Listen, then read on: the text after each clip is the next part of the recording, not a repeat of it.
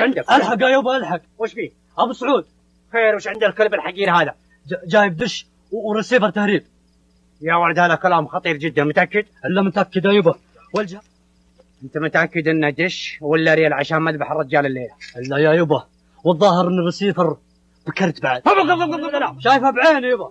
هذه تحتاج فرقة حسب الله وكم طلقة يا شباب. اسمعوا وش كنا من جدودات البيوت اللي زاهت رعاده، هالثياب صافية مرحل جرها بالنشف، جماهيرك معك كلهم مواكب قاده، السند اللي له عقل وال هيدا الناس الجنان عرنينها كلفها طول زيادة، الشعار شعار دولتنا والفي موطننا، احنا ثوب الحجلان ولا تريد قلاده، يجي يمنعني ما ساهر وامنحيا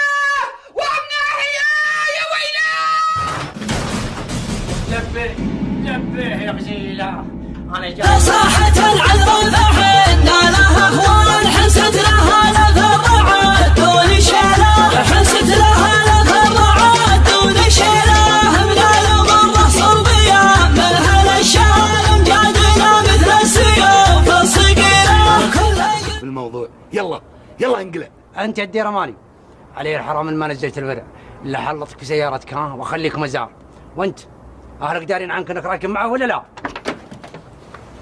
شوف يا الحبيب، ها انا رجال ملجلج وشكلها شدت عليك. والله شوف اللجلجه هذه والسكين هذه ترى كنا نستخدمها عام 1400 ايام الطيشان، هذه ما توكل عيش ينقضى معك طال عمرك رشاش ها.